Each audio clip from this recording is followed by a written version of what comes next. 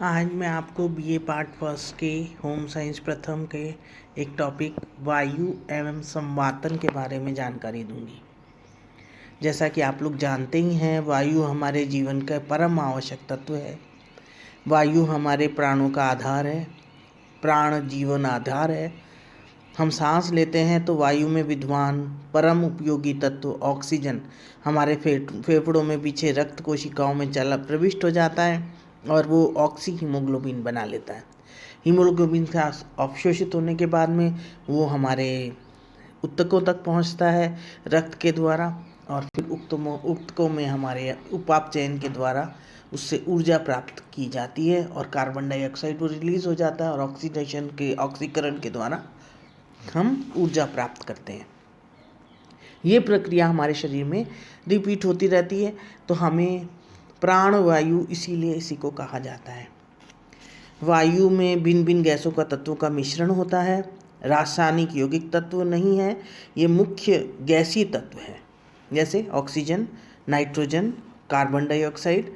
Oxygen की मात्रा होती है 20.93%, नाइट्रोजन की 79.04% और कार्बन डाइऑक्साइड की 0.03%। अत्यंत ही आंशिक आवश्यक मात्रा में, मतलब बहुत छोटी मात्रा में छोटे छोटे गैसेस होती हैं, जैसे आर्गन है, नियॉन है, क्रिप्टॉन है, हीलियम है और जल वाष्प होता है, जो भिन्न भिन्न स्थानों पर भिन्न भिन्न परिमाणों में पाया जाता है। और जैसे गर्म वातावरण है तो गर्मी में उसमें आर्द्रता कम होगी, ह्यूमिडिटी कम होगी, जबकि आर्द्र जैसे बारिशों का मौसम है तो आर्द्रता अधिक होगी, वो डिपेंड करेगा। और कुछ अन्य तत्व भी होते हैं जो बहुत ही कम मात्रा में होते हैं, जैसे ओजोन, अमोनिया, मीथेन, सोडियम क्षार, sulphur dioxide, nitrous, nitric acid. ये डिकम्पोजिशन और कंबशन के द्वारा पैदा होते हैं। और अगर हम कहें तो 1 मिनट में लगभग हम 18 बार सांस लेते हैं।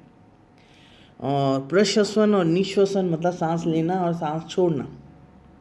जब हम सांस लेते हैं तो उसमें 20.93% ऑक्सीजन होती है और नाइट्रोजन 79.04 और कार्बन डाइऑक्साइड 0.03। जब हम सांस को छोड़ते हैं तो 16.40 ऑक्सीजन होती है, 79.19 नाइट्रोजन होती है और 4.41% कार्बन डाइऑक्साइड होती है। यानी कि जब हम कौन सी कार्बन डाइऑक्साइड को हम छोड़ते हैं, ऑक्सीजन को हम इनहेल करते हैं, अंदर लेते हैं। और अगर मानव और पशु आदि निष्कासित जो कार्बन डाइऑक्साइड है वो पेड़ अवशोषित कर लेते हैं और वो उनका खाद्य बना लेते हैं और वो हम खाते हैं। और ऑक्सीजन जो वो लोग छोड़ते हैं वो हम ले लेते हैं और हमारे शरीर चलता है, उसी से हमारे ऊर्जा प्राप्त होती है ऑक्सीकरण के बाद। बहुत से हानिकारक गैसीय तत्व औद्योगिक संस्थानों से निकलते हैं। जलीय वाष्प जल अवशोषित हो जाते हैं और हवा की गति की इस रचना में स्थायित्व बनाए रहती है।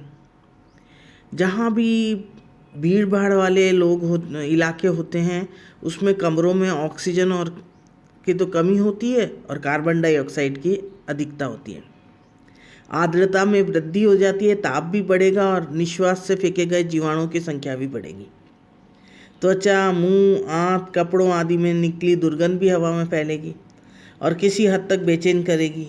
इसे दूषित वातावरण में हमारा जी मिचलाने लगेगा, सिर भारी हो जाएगा, चक्कर आने लगेंगे और शारीरिक थकावट महसूस होगी और कोई कामकाज में जी नहीं लगेगा।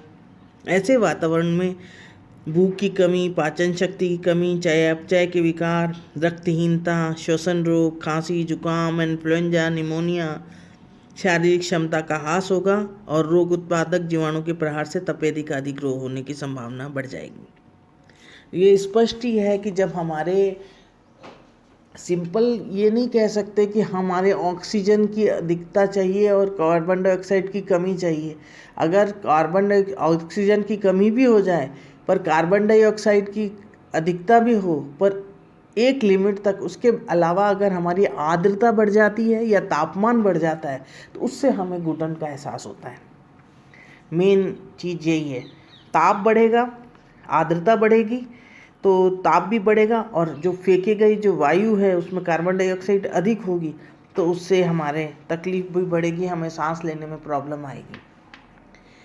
दोषपूर्ण जो संवाती कमरे हैं उसमें कार्बन डाइऑक्साइड की कमी या अधिकता का कोई विशेष दुष्परिणाम प्रदान नहीं करती, जबकि हमारी बेचैनी का मुख्य कारण है हवा की स्थिरता, तापमान की अधिकता और बढ़ी हुई आर्द्रता।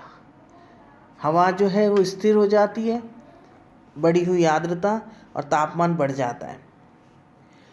इससे संवहन, विकिरण और वाष्पन की प्रक्रियाएं, जिससे उष्णता का निकास हो और अवस्थित हो जाती है। उष्णता के निर्वहन में स्टैग्नेशन यानी रुकावट में हमारी बेचैनी का कारण बन जाता है। और सिर लिनॉन हिल ने ये बताया था कि अगर ये आर्द्रता वगैरह बढ़ जाएगी तो हमारे तापमान बढ़ेगा तो और हवा रुकी रहेगी तो हमारे को घुटन एहसास होगी। ऐसा उन्होंने एक एक्सपेरिमेंट करके बताया। और उन्होंने कहा कि जैसे हम चूल्हा जलाते हैं तो उसमें कार्बन मोनोऑक्साइड वगैरह भी निकलती है, सल्फर डाइऑक्साइड भी निकलती है, तो मिट्टी के तेल वगैरह में भी ये गैस निकलती है, उससे हमें घुटन का एहसास होता है और इसीलिए हमें वेंटिलेटर्स वगैरह की ज़रूरत होती है। संवातन का सीधा अर्थ है प्राकृतिक या कृत्रिम साधनों से आवास में वायु की स्थिति बनाए रखना, इसलिए सुख पहुँचे और हमारे स्वास्थ्य के लिए हितकर हो। तो संवातन इसलिए अति आवश्यक है। अब आता है संवातन भीतर में और बाहरी, भीतरी बाहरी। भीतरी संवातन से तात्पर्य है कमरों में दूषित गर्म, गुट्टी, नमीदार हवा को बाहर निकालना, बाहर ताज़ी हवा लाना, अनुपात में ही ठंडी या शुष्क हवा का भीतर संचार करना, हवा की गति बनाए रखना। और यदि बाहरी हवा ऐसी ना हो तो भीतरी संवातन प्राकृतिक साधनों को समुचित व्यवस्था करना। बाहरी संवातन के लिए आवश्यक हो जाता है कि हवा का सम्यक संचार हो, गति रुकने ना पाए, अधिक आर्द्रता न हो, अधिक ताप न बढ़ने पाए, धुआं, धूल, रेतीले कण, औद्योगिक उत्सर्जन की गैसीय तत्व, कूड़ा करकट के सूक्ष्म अंश, दुर्गंध, मोटर वाहनों से निकले दूषित तत्व न हो। और इसीलिए सड़कों के गलियां आदि आवश्यक चौड़ी और पक्की हो, उन पर पानी का छिड़काव हो, मकान सटे हुए ना हो, अधिक ऊंचाई के ना हो और नियमित निर्धारित खुली जगह हो, स्थान स्थान पर खुले मैदान, पार्क, वाटिका आदि हो, शहर की सफाई की समुचित व्यवस्था हो, कूड़ा करकट निष्कासित होता रहे, मरे हुए जानवर तुरंत हटा दिए जाएं और ईंट, चूना वगैरह भट्टियां जो होती हैं वो आबादी से दूर संचालित हों। औद्योगिक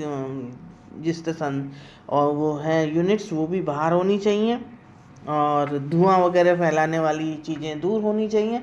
और साथ में जो हमारे वृक्षारोपण हैं वो अच्छे से होना चाहिए हमारे बस्ती में, ताकि वृक्ष हमें शुद्ध ऑक्सीजन, शुद्ध वायु जिसे कहते हैं, ऑक्सीजन के रूप में हमें दे सकें। भीतरी संवातन में घनफुट ताज़ी हवा की आवश्यकता होती है। कितने वर्ग फुट का स्थान का बोध भी हमें कर लेना चाहिए। प्रत्येक युवा व्यक्ति 1 घंटे में लगभग 0.6 क्यूबिक फीट कार्बन डाइऑक्साइड सांस बाहर फेंकता है।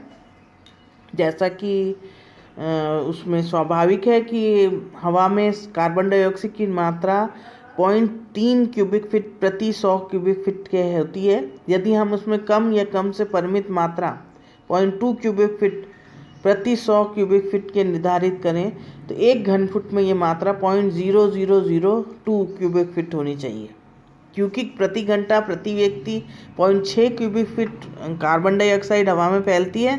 अतः प्रति घंटा 0.6 को डिवाइड किया हमने इससे तो 3000 क्यूबिक फीट ताज़ी हवा की आवश्यकता होती है। और छोटे बच्चों को 200 क्यूबिक फीट की आवश्यकता होती है। तो हवा का संचार जो है प्रति घंटा 6 बार किया जाना चाहिए, जो साधारणतः हो जाता है। और संस्थाओं में और घरेलू मकानों में और घनफुट वर्ग फुट की आवश्यकता भी होती है।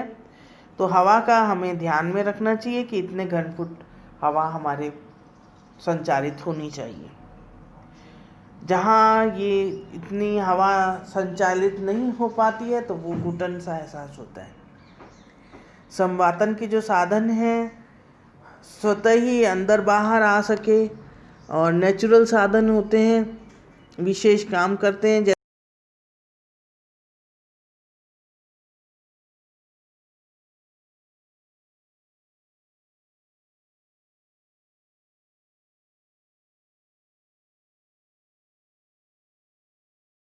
वातन साधन जो हैं वो चीज़ें हैं जो वेंटिलेटर्स, जिससे हमारे हवा जो है स्वतः ही अंदर आ जाए, अंदर या बाहर जा सके। और ये प्राकृतिक साधन होते हैं जिनमें कि अपने आप वेंटिलेटर्स हैं, इनलेट्स आउटलेट्स जो होते हैं, दरवाजे होते हैं, खिड़कियाँ होती हैं, इनसे स्वतः ही हवा अंदर आती है और बाहर चली जाती है। तो दरवाजे खिड़कियाँ कमरे के आमने सामने दीवारों में स्थित हों, वायु प्रवेश वायु निकास हो सके, दोनों ही मार्ग पर अच्छा काम करते हैं।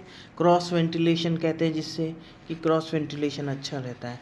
रोशनदान जो है वो ऊपरी भागों में लगे हुए होते हैं और उनमें जाली वगैरह लगी होती है। सीमेंट की जाली भी हो सकती है, लकड़ी की हो सकती है और लोहे की हो सकती है।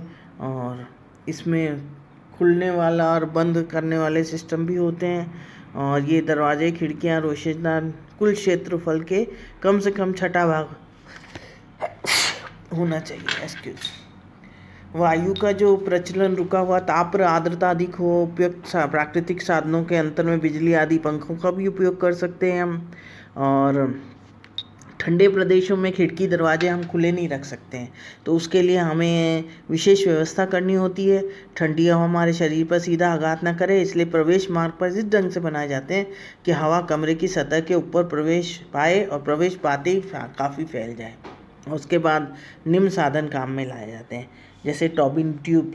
टॉबिन ट्यूब में दीवार में सारे ईंटें और पत्थर चूना सीमेंट की बनाई जाती हैं, लगभग 5 से 6 फुट की होती है। निचला सिरा बाहर की ओर खुला होता है, जाली लगा देते हैं ताकि चूहा वगैरह ना आए, अंदर प्रवेश करे। और अंदर का सिरा जो कमरे के भीतर उक्त ऊंचाई पे खुलता है, अनुपात में चौड़ा होता है और हवा अंदर आने के लिए बाद फैल जाती है। ऊपर नीचे सिरकने वाले कपाट होते हैं उसमें, उसको डबल सैश विंडो भी कहते हैं। कपाट बंद करने पर उनके बीच में रहने वाली रिक्त वायु में वायु प्रवेश होती रहती है। और शेरिंगम्स वाल्व जो होता है उसमें 45 डिग्री तिरछा खुलने वाले संवातक होते हैं, जो दीवार के ऊपरी भाग में लगाया जाता है और सामान्य खिड़कियों के ऊपर होता है, जिससे वो बाहरी ताज़ी हवा कमरे में प्रवेश हो जाती है। और छिद्रदार ईंटें इलिसन ब्रिक्स बोलते हैं, आर पार छिद्र होते हैं, बाहरी सिरा सकरा होता है और भीतरी चौड़ा होता है। हवा अंदर आने पर फैल जाती है और सीधा आघात नहीं करती है। और एक है मैकेनिकल संवातक, इसमें एक मंजिल मकानों की छत पर लगाया जाता है और इसका प्रयोग कारखानों, सिनेमाघरों, नाटकघरों, गिरजाघरों वगैरह में किया जाता है। इसमें 2 चिमनियाँ होती हैं, जो भीतरी जो है वो अनुपात में लंबी होती है और दूसरी बाहरी जो ऊपर नीचे दोनों और भीतरी चिमनी से छोटी होती है। अब भीतरी चिमनी के कमरे की दूषित हवा बाहर निकलती है और बाहरी चिमनी से भारी हवा, ताज़ी हवा अंदर प्रवेश करती है। इस प्रकार संवातन में निकास और प्रवेश मार्ग दोनों ही एक ही स्थान पर स्थित होते हैं और ये संवातक गर्म प्रदेशों में काम में लिया जाता है। कृत्रिम साधन जो हैं वो हमारे होते हैं, तरह तरह की चीज़ें हम यूज़ करते हैं और औद्योगिक संस्थानों में, कल कारखानों में, कपड़ा मिलों में, प्रयोगशालाओं में, सिनेमाघरों में, सभी जगह हमें ये यूज़ करने पड़ते हैं। हमारा मुख्यतः 2 सिद्धांत पे बेस्ड होता है ये। एक तो दूषित हवा को बाहर निकालना और दूसरा ताज़ी हवा अंदर लाना। तो पहले जो दूषित हवा को बाहर निकालते हैं उसे बोलते हैं निषेश, एक्सट्रैक्शन या वैक्यूम एग्जॉस्ट वगैरह लगाने से। और पलिनियम मतलब अंदर लाना, हवा अच्छी ताज़ी हवा को अंदर लाना। निषेश संवातन प्रणाली में कमरों में, संस्थानों में दीवारों पे ऊपर रोशनदानों पर एग्जॉस्ट फैन लगाए जाते हैं और भीतरी हवा को खींच के बाहर फेंक देते हैं और उससे वैक्यूम क्रिएट होता है और ताज़ी हवा अंदर आ जाती है। और पलिनियम प्रणाली से प्रवेश जो है उसको बाहरी वायु को प्राकृतिक मार्गों से बाहर फेंक देते हैं और उसको पेनिलियम प्रणाली में हम बाहरी वायु को से प्राकृतिक मार्गों द्वारा या विशेष संस्थापित वायु वाहिनी नलियों द्वारा विशेष पंखों से भीतर पहुंचाते हैं और एक दबाव युक्त वायु प्रविष्टि से दूषित वायु स्वतः ही निकास मार्गों से बाहर निकल जाती है। इस पद्धति में बाहर की हवा को शुद्ध करने और ठंडी गर्म करने की व्यवस्था होती है, जिससे वायु प्रतिबंधित हो सके। और वायु का प्रतिबंधन कहते हैं इसको, एयर कंडीशनिंग कहते हैं। वायु जो है संचार, वायु गति, ताप, आर्द्रता, शीतलन वगैरह इसका बोध होता रहता है हमें, और शारीरिक उष्णता के निष्कासन का भी पता लगता रहता है। वायु शीतलन शक्ति, वायु ताप, वायु आर्द्रता, वायु गति अधिकांश निर्भर करती है, और वायु शीतलन शक्ति हम कैटामीटर से नापते हैं। और इसके साथ ही हम कई चीज़ें हैं, हमारा प्रदूषण, वायु प्रदूषण होता है, उसके लिए हमें कई चीज़ों से प्रदूषण बढ़ रहा है। रेडियो एक्टिव संदूषण से, रासायनिक प्रयोग से, या परिवहन साधनों से, औद्योगिकरण से, पेड़ों को काटने से, और परमाणु विस्फोट से, बढ़ती आबादी से, कूड़े के ढेर से, गटर वगैरह से, और तरह तरह की चीज़ें और परिवहन के साधनों से, हमारे स्कूटर, मोटर, ट्रैक्टर, भारी ट्रक वगैरह के जो दूषित वायु निकल रही है उससे। तो इन सब के लिए हमारे जो शरीर में है, हमारा जो श्वसन तंत्र है वो प्रभावित हो रहा है, और रेडियो एक्टिव किरणों और इनके द्वारा भी हमारे शरीर पर बहुत प्रभाव पड़ रहा है, कैंसर वगैरह उत्पन्न हो रहे हैं। तो हमें वायु प्रदूषण रोकने के लिए कार्य करना चाहिए। वायु प्रदूषण का निराकरण बहुत आवश्यक है, और उसके लिए हमने सोचना चाहिए। तो वायु और संवातन के बारे में आपने जानकारी हासिल की। अब आपको और डिटेल पढ़ना हो तो वायु स्वास्थ्य विज्ञान बाय सत्यदेव आर्य से पढ़ सकते हैं। धन्यवाद।